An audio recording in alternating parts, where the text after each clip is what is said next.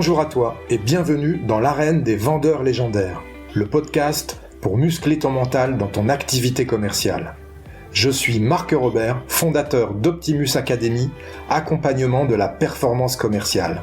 On va aborder l'approche mentale de la vente pour développer les compétences nécessaires et pour prendre du plaisir dans cette activité.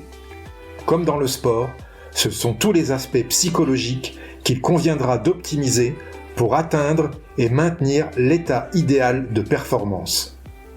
Je t'invite à t'abonner, à partager et surtout à noter 5 sur 5 ce podcast pour le faire connaître à tous ceux qui veulent développer leur plein potentiel dans la vente.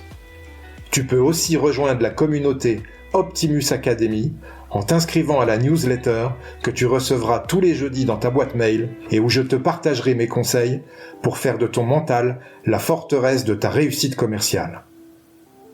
Si tu veux obtenir des résultats que tu n'as jamais eus, tu dois être prêt à faire des choses que tu n'as jamais faites. Tu es prêt ? Alors c'est parti.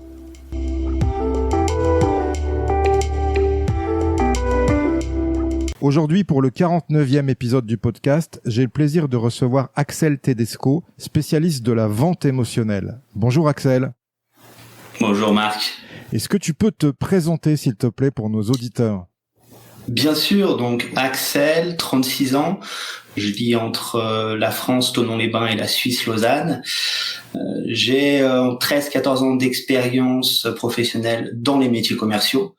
Donc j'ai commencé par faire de la téléprospection pour ce qu'on appelle un centre externalisé. Je faisais de la prise de rendez-vous, de la vente additionnelle, de la collecte de taxes d'apprentissage. Et j'ai aussi fait pas mal de services après-vente, customer care dans le secteur des assurances privées internationales. Ce qui m'a permis d'avoir une expérience de Key Account Manager pour un courtier spécialisé dans les solutions d'assurance pour personnes en mobilité, donc basé en Suisse. Et puis à la suite de ces expériences plutôt B2B ou B2B2C, je suis revenu au B2C, où là j'ai créé un service de télévente dans une maison d'édition spécialisée en information financière. Voilà, donc j'ai commencé vraiment à un niveau très opérationnel, et puis au fil des années, j'ai eu la chance de faire de l'opérationnel, de la formation, de la stratégie. Et puis jusqu'à il y a quelques semaines là, j'ai finalisé une méthode de vente justement que j'avais développée dans le cadre de ma dernière expérience.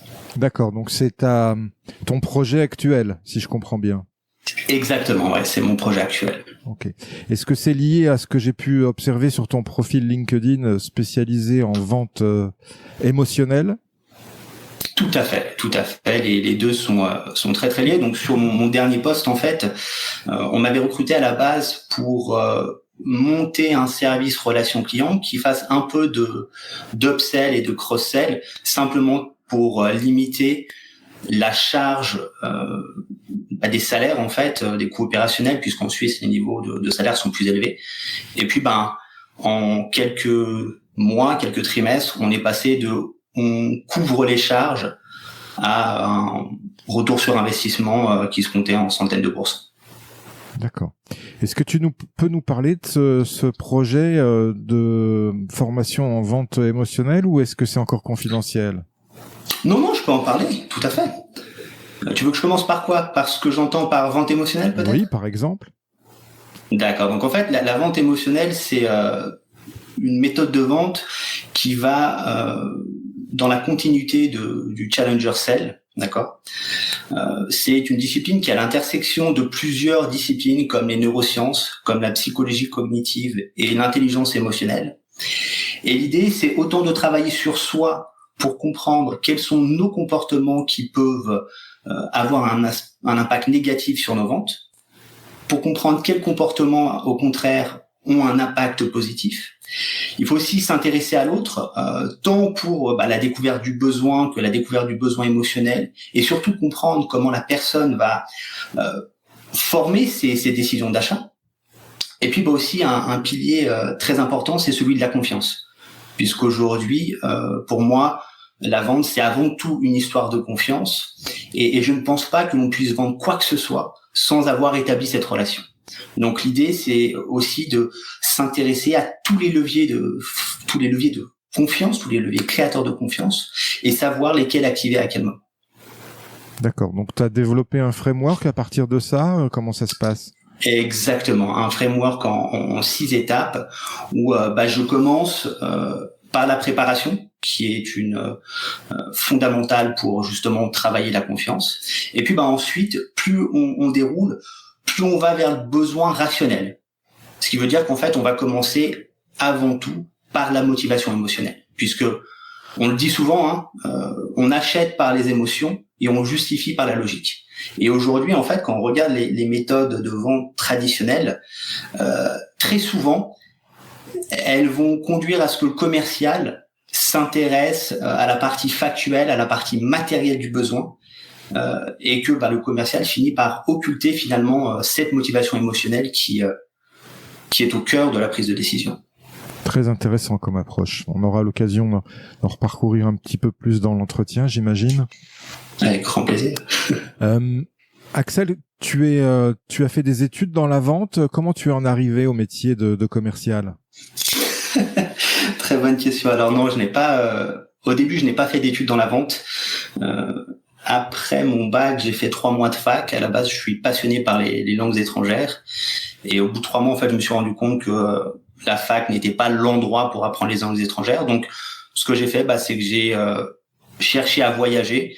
Et en fait, c'est les métiers de la vente qui m'ont, dans un premier temps, permis de développer une petite expérience professionnelle. Et dans un second temps, qui m'ont permis en fait de voyager. Et finalement, je suis arrivé dans la vente par opportunité. Et jusqu'à il y a 4 ou 5 ans, je ne me considérais pas comme un commercial, ni comme un vendeur. Ah ouais, c'est intéressant ce que tu dis, parce que ça veut peut-être dire que tu as souffert aussi, comme beaucoup, de cette image un peu négative en disant tiens, je fais vendeur par défaut, en fait, non? Alors, il y avait de ça, tout à fait, le côté ne pas être en maîtrise de sa destinée. Et puis il y avait aussi le fait que, tu sais, dans la pensée collective, le commercial a tout un tas de traits de personnalité dans lequel je me reconnaissais pas forcément.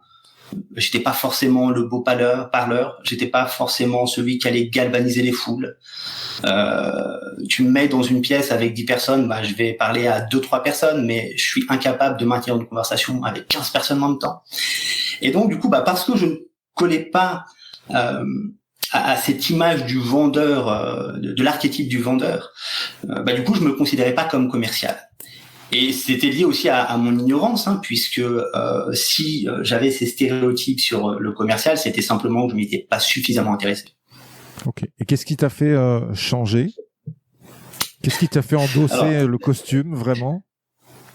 Une période de chômage. En fait, donc j'ai fait, à la suite d'un burn-out, j'ai fait quelques mois de chômage en Suisse. Et il faut savoir qu'en Suisse, ils poussent très très fort pour que tu retournes à l'emploi. Donc, ils mettent des moyens à disposition, coaching et tout ce qui s'ensuit. Et très rapidement, je suis tombé sur un coach qui lit mon CV et qui me dit, vous savez, il est drôle. Je me demandais pourquoi. Parce que c'est écrit consultant, mais en réalité, quand on lit la description des tâches que vous mettez en avant, ce sont les tâches de commerciaux. Donc, c'est pas étonnant que vous ne trouviez pas grand-chose actuellement, parce que vous avez le titre qui dit consultant, mais la description qui dit commercial. Donc, faudrait soit faire vraiment un CV de consultant, soit alors vous dire que ce que vous aimez faire, c'est du commercial et l'assumer. Excellent. Donc, voilà. T'as eu ce choix-là. Tu t'es dit, ça y est, je vais officialiser, je suis commercial. C'est ça. Et puis, à partir du moment où on envoie le bon CV avec le bon titre en répondant aux bonnes annonces, c'est tout de suite plus simple. Ah, c'est sûr. Ça va beaucoup plus vite. Intéressant comme expérience.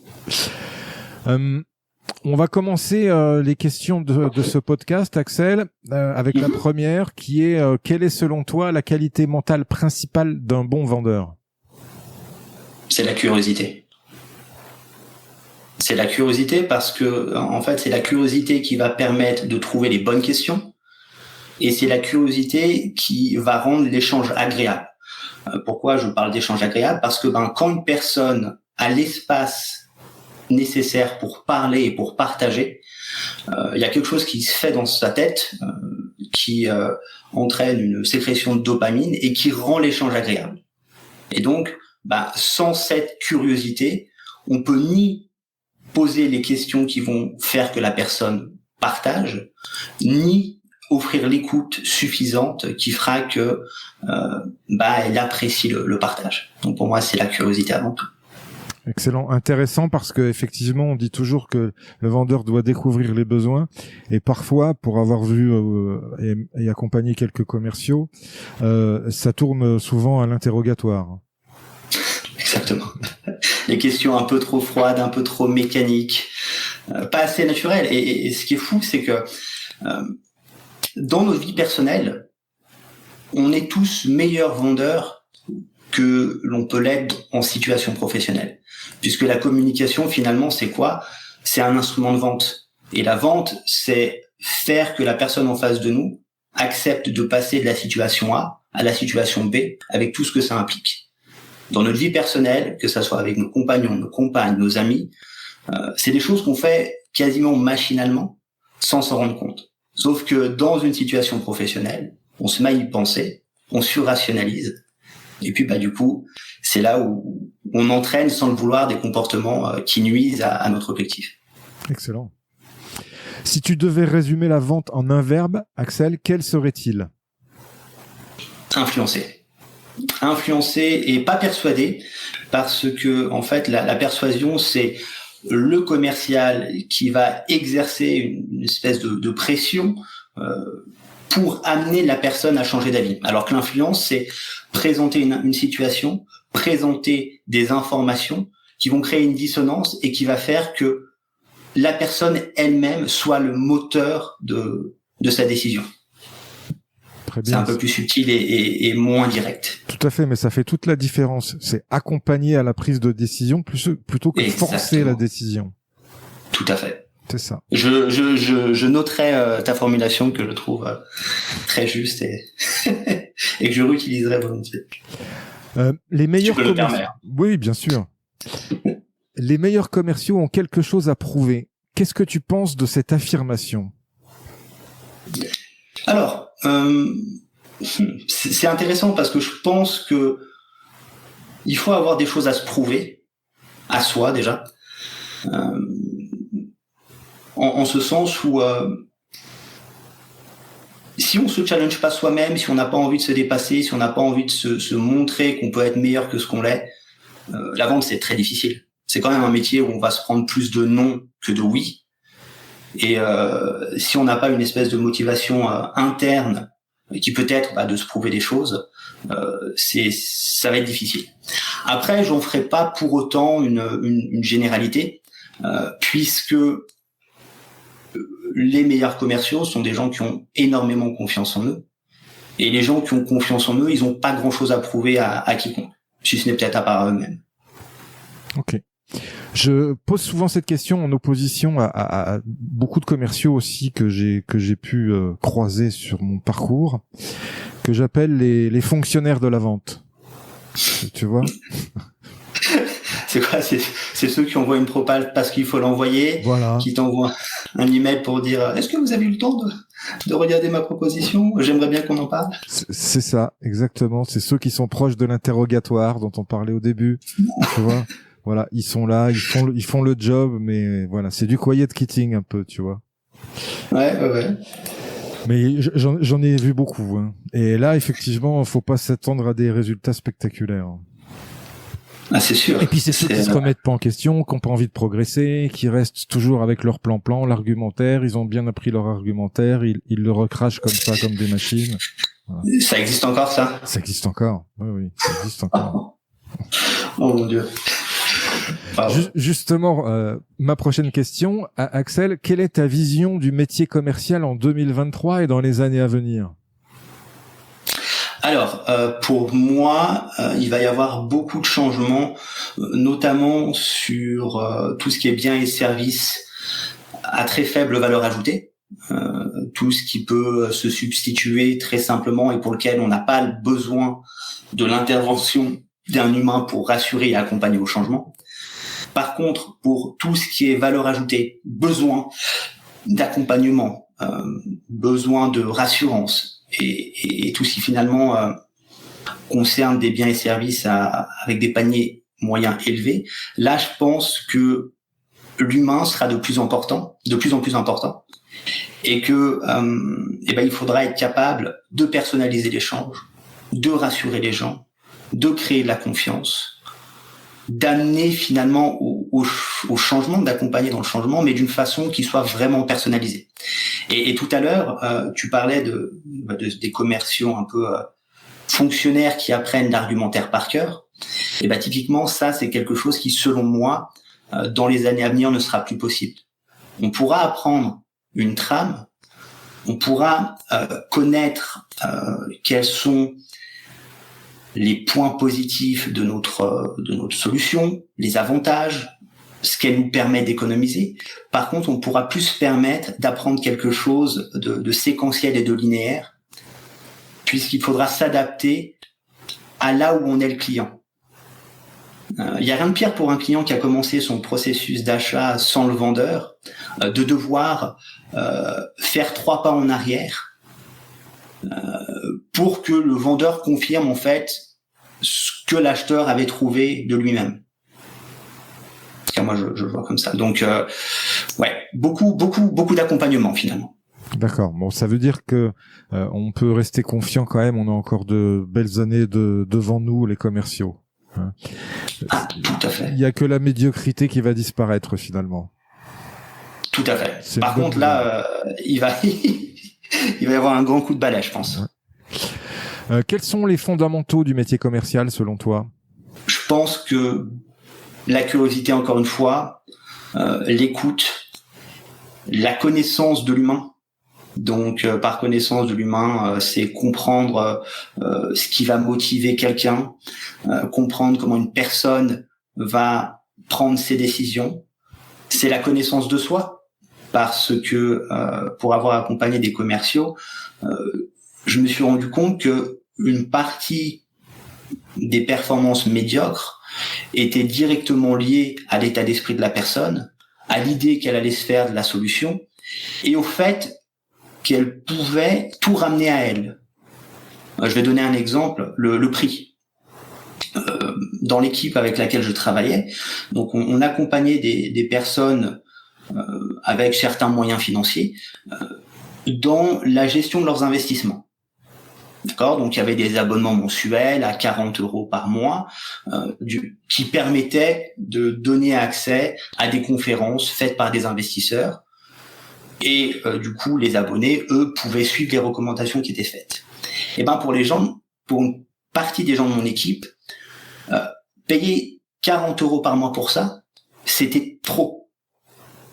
Parce que eux, finalement, avaient entre 25 et 30 ans. Et qu'en effet, le pouvoir d'achat d'une personne de 25 et 30 ans n'est pas le même qu'une personne de 55 à 65 ans. Et en fait, ils projetaient leur pouvoir d'achat, leur rapport à l'argent dans l'interaction. Et ça crée des situations où ils n'allaient même pas explorer le besoin, parce que pour eux, ils n'avaient pas de besoin, vu que c'était déjà trop cher et qui eux-mêmes ne le feraient pas. Donc il y a eu un travail à faire sur l'état d'esprit, et je leur disais, mais en fait, votre vision des choses, c'est votre vision des choses. Vous avez le droit de la partager aux clients s'ils vous le demandent. Par contre, il ne faut pas qu'elle influence votre découverte, et il ne faut pas qu'elle influence ce dont le client, selon vous, pourra avoir besoin. Ah, ça, c'est une très très belle anecdote, Axel. Je te remercie pour ça, parce que souvent, les commerciaux, effectivement, dès lors qu'ils sont mauvais acheteurs, ils seront pas des bons vendeurs. Dans le sens exactement de ce que tu as expliqué. C'est-à-dire que si tu es là à tout négocier quand tu veux acheter toi-même, ça va pas t'étonner quand ton client voudra tout négocier. Tu comprendras, quoi. Ça, c'est très très bon, ça. De la même manière, si tu penses que c'est cher, comme tu viens de l'expliquer, tu te diras, s'il me demande une remise, c'est normal. Exactement. Tu pourras pas vendre de la valeur, quoi. Et à partir du moment où tu fais abstraction de ça et que tu te dis, peut-être pour moi, 37 € par mois, c'est cher. Mais pour quelqu'un qui a 700 000 euros, qui a 800 000 euros, c'est pas grand-chose finalement. Et alors, là je parle d'un autre exemple, mais un contrat d'assurance pour une entreprise. Si toi, commercial, quand t'envoies ta proposition à 200, 300 000 euros, ça te fait trembler les genoux. Il faut pas hésiter à mettre ça en rapport avec le CA de l'entreprise. Si l'entreprise a fait plusieurs millions, 300 000 sur plusieurs millions, c'est rien. C'est comme si c'était des centimes pour toi. Et le problème, c'est que à partir d'un certain montant, le prix a un impact émotionnel, puisque n'importe comment le prix est associé à la souffrance.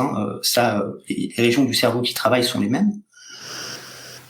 Et quand le commercial va mettre en avant le prix, s'il fait pas abstraction et s'il prend pas un peu de recul, il va le faire d'une façon qui va laisser son client penser que c'est trop cher, que c'est pas légitime, et que finalement, il y a peut-être une ouverture pour négocier. Très très bon. Beaucoup de choses à apprendre là sur cet échange. Je crois beaucoup aux valeurs que je défends dans mon entreprise et les valeurs que j'essaye d'inculquer aussi à mon équipe commerciale, parce que je pense que tout est question de valeurs de l'être humain. Quelles sont tes valeurs, celles que tu défends dans l'activité commerciale, Axel ? Alors, moi, mes valeurs, elles sont liées à d'anciennes peurs, qui est, par exemple, la peur de déranger ou la peur de mal faire. Et en fait, ça me motive au quotidien à faire en sorte de toujours valoriser le temps de mon client et de jamais faire quelque chose qui pourrait entraîner des allers-retours inutiles. Donc, je suis extrêmement méticuleux dans tout ce que je vais faire de façon à ce que le travail soit pré-mâché et que ça constitue pas une charge supplémentaire pour mon client. Donc, c'est le respect du temps. Je me rends compte avec le temps qui passe que c'est la ressource la plus importante. Et moi aujourd'hui, travailler avec moi, je veux que les gens réalisent que c'est un gain de temps et que en travaillant avec moi, ils vont vraiment pouvoir se reposer sur moi et que moi je respecterai toujours leur temps de façon à ce qu'ils puissent le consacrer à autre chose. Donc moi c'est vraiment la valeur du temps.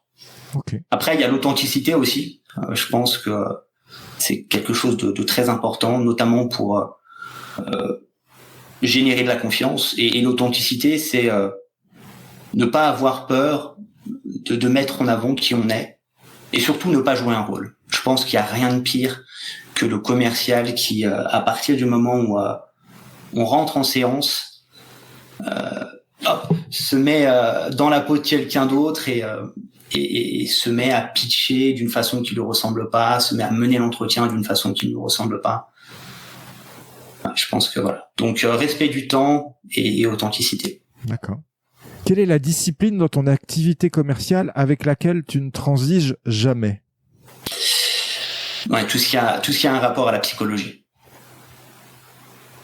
Là-dessus, le comportement humain, même si j'entends que tout le monde est différent, que chacun a son identité, sa personnalité, notre cerveau a tout structuré de la même façon. Et vraiment tout ce qui a trait au comportement, à la façon de traiter l'information et à la prise de décision, là-dessus je suis très dogmatique. Encore une fois parce que c'est des choses que la science a prouvées. Donc pour moi c'est même pas un sujet de discussion. D'ailleurs tu utilises une méthode particulière de profiling comme ça, le disque, le process comme communication. Alors moi j'aime bien le social style. J'aime bien le social style parce que c'est plus simple.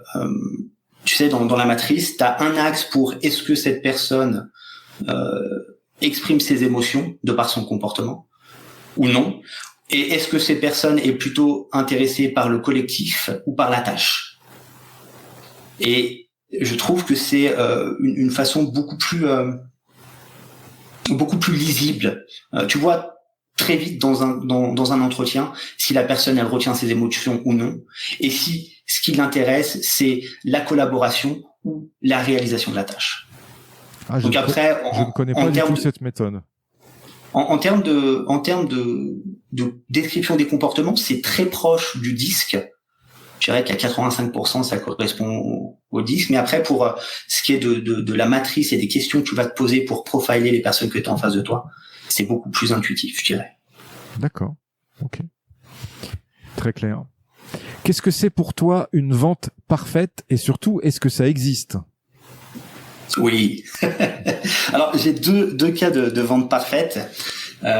Une, on va dire, qui va me satisfaire plus à titre personnel, c'est quand ça commence par une engueulade. Un client mécontent au téléphone ou quelque chose comme ça.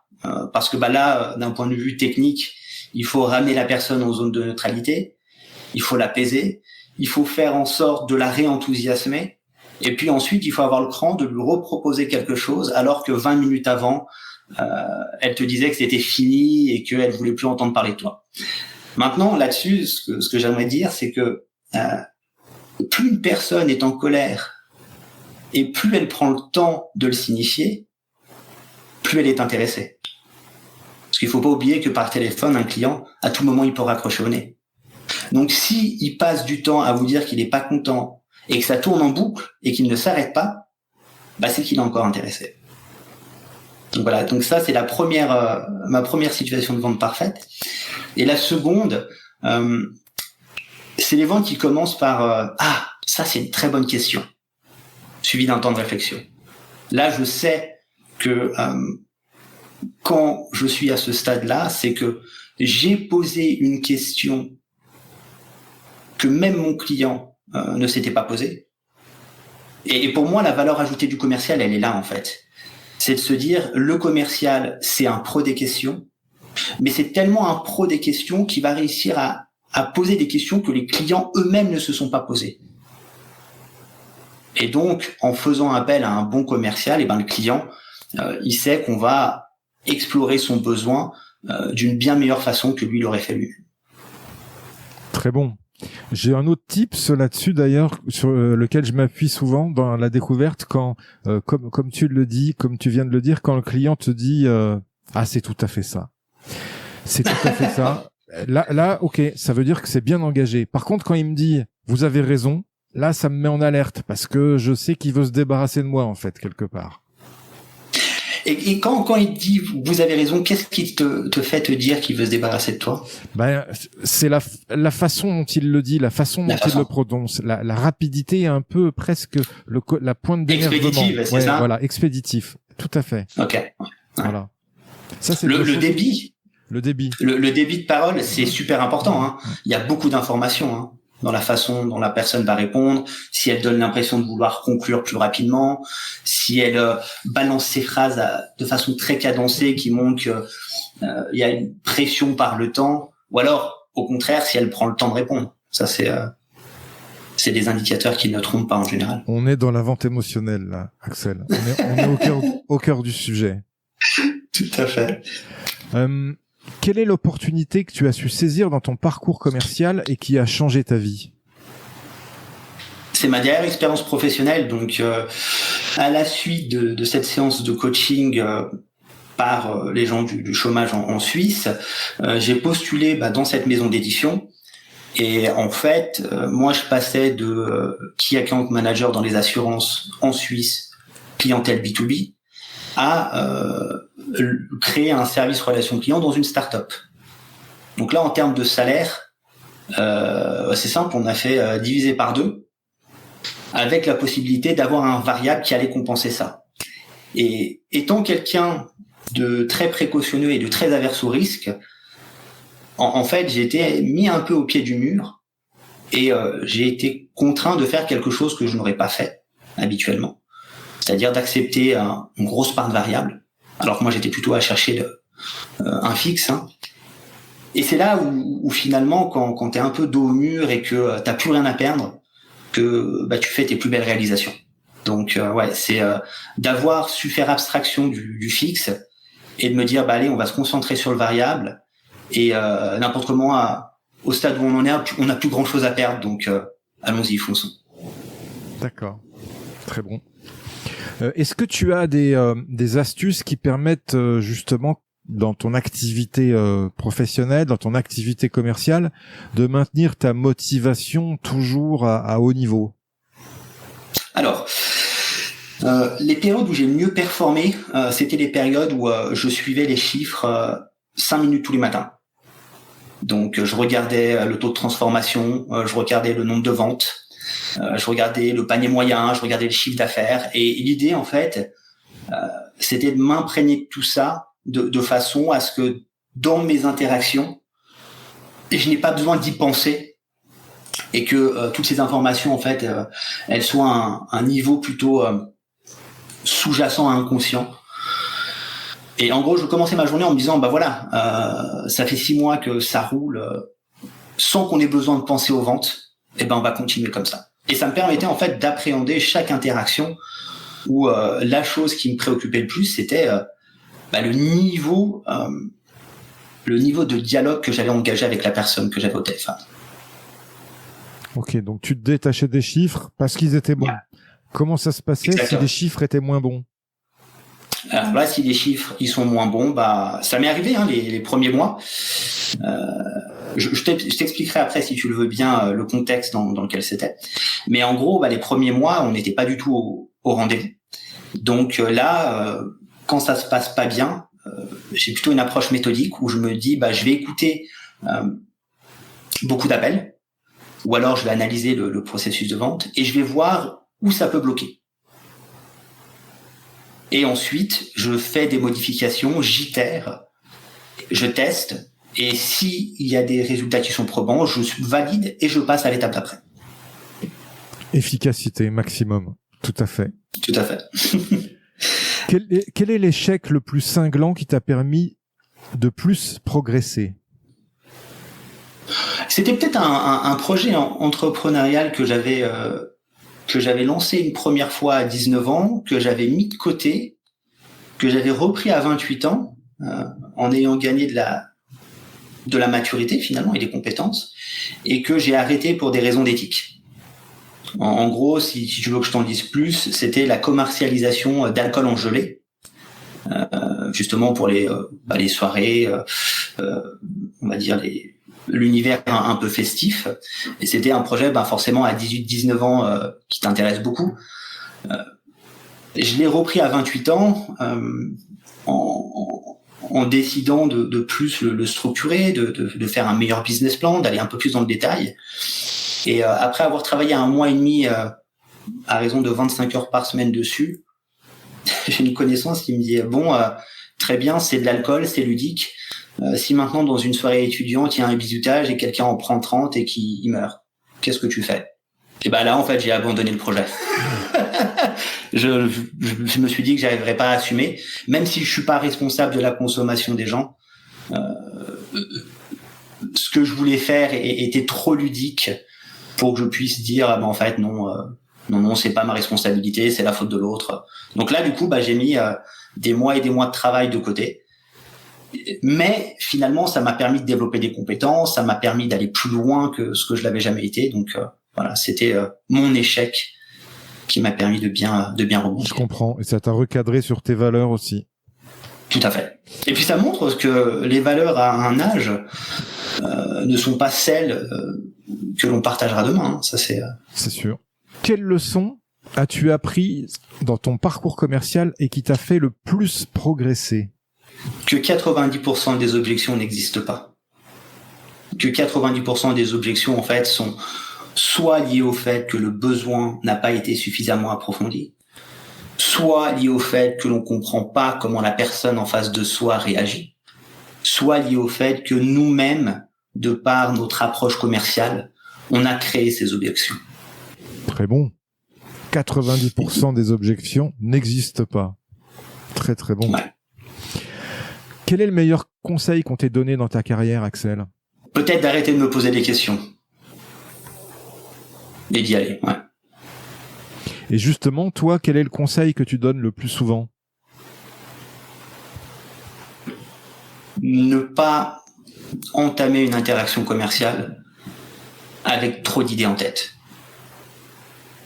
Les idées en tête, ça peut avoir quelque chose de rassurant, ça peut nous aider à nous sentir mieux. Par contre, le pendant négatif, c'est que ça va influencer l'échange. Et du coup, ça va nous mener à faire des suppositions, des présuppositions, et ça va conduire peut-être le client à formuler une objection qui finalement est le reflet de notre comportement. Donc vraiment, je pense que ce qui est important, c'est de comprendre comment une vente doit se dérouler, de comprendre les comportements humains, de bien travailler là-dessus de façon à ce que ça devienne quasi instinctif, et puis à partir du moment où on est dans une interaction commerciale, et ben vraiment de faire de la place à l'autre et de mettre tout ça de côté en fait. Ok, je comprends. Pas d'a priori. Pas d'a priori, non. Justement, qu'est-ce que tu pourrais dire à un jeune pour le motiver à devenir commercial? Une question inspirée par François Joseph qui nous a mis en relation. Oui, très bonne question. Je lui dirais en fait, le métier de commercial, c'est un métier pour lequel tu seras bien payé pour faire la chose qui est la plus naturelle en fait. Aider quelqu'un, entrer dans une relation de communication pour trouver ce qui va pas chez lui ou dans son entreprise et l'amener à s'améliorer.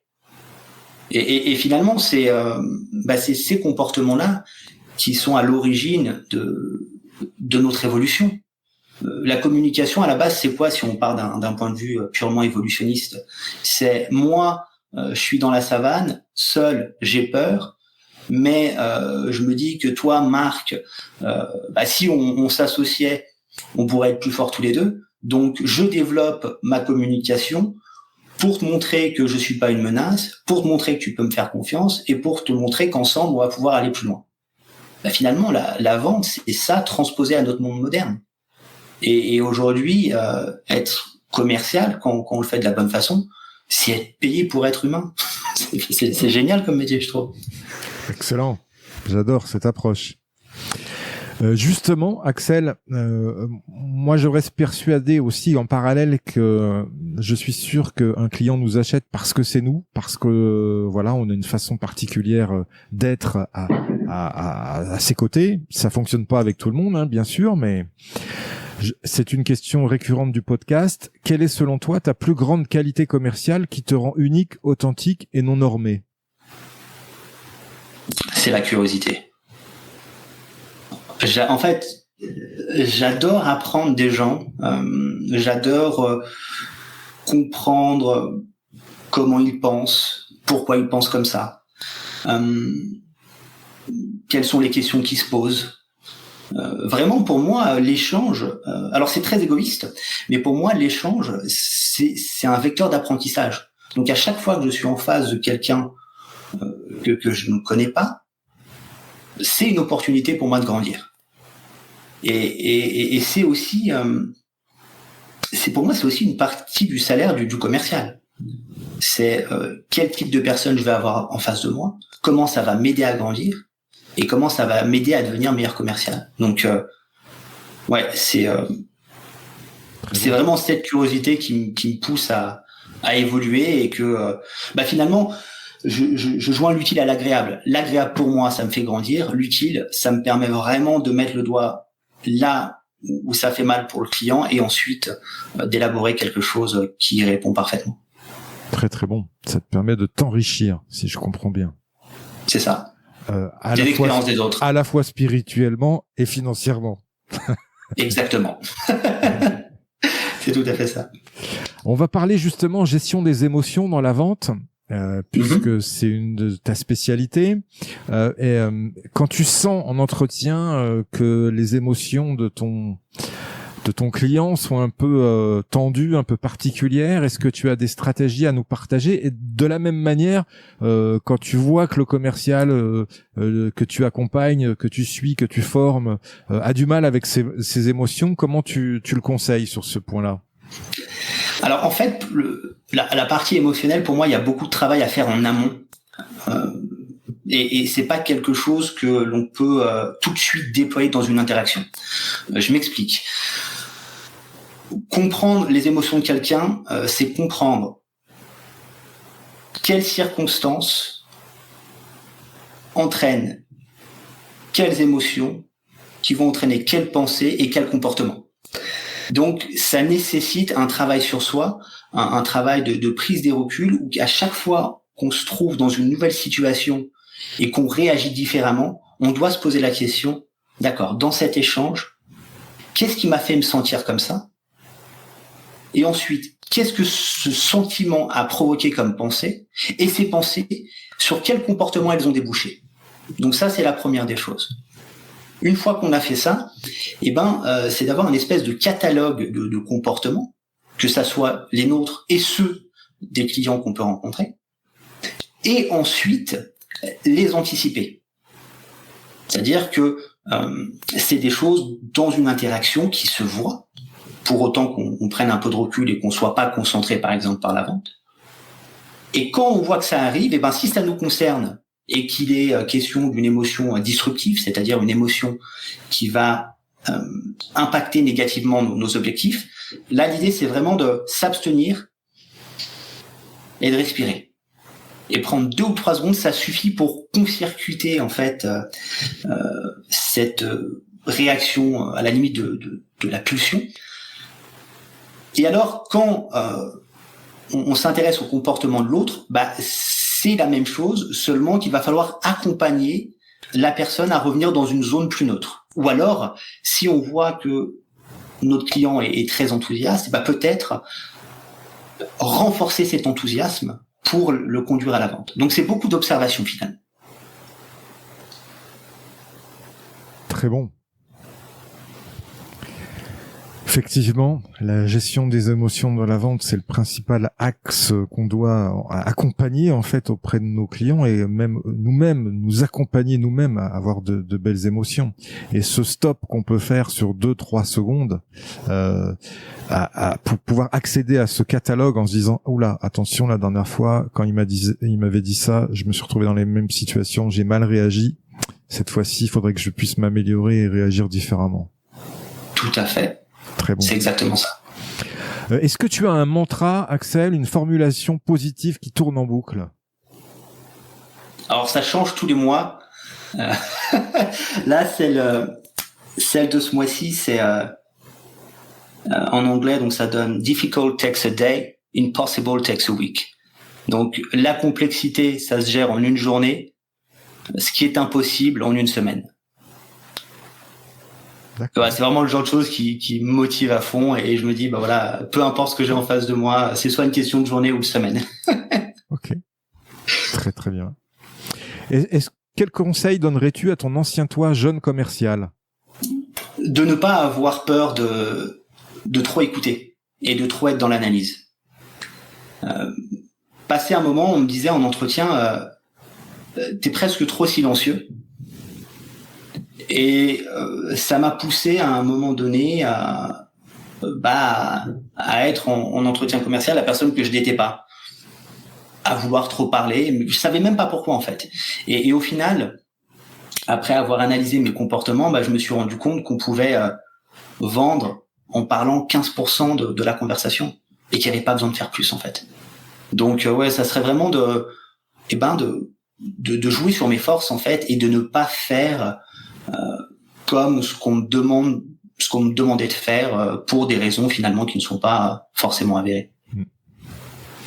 Une nouvelle question aussi de ce podcast, Axel, sur les croyances. Je pense que les croyances sont importantes pour les commerciaux et je pense que chacun a des croyances aidantes, celles qui vont nous aider à performer, et des croyances limitantes, celles qui vont nous bloquer pour atteindre un haut niveau de performance. Quelle est selon toi ta croyance limitante et quelle est selon toi ta croyance aidante? Alors, une de mes croyances limitantes d'avant, c'était par rapport aux objections, c'est-à-dire d'anticiper les objections et de voir finalement qu'elles arrivaient.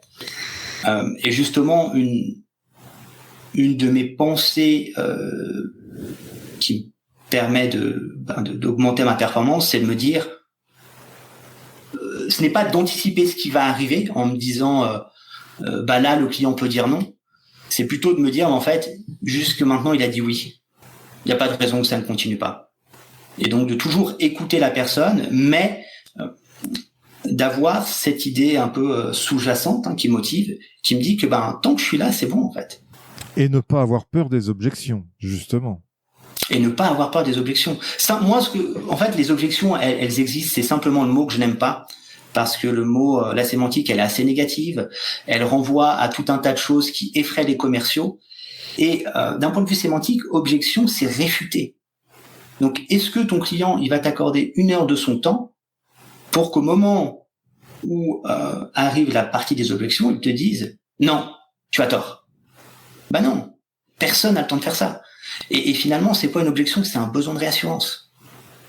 Pour ça que je dis que 90% des objections n'existent pas, parce qu'en fait, 90% relèvent du besoin de réassurance.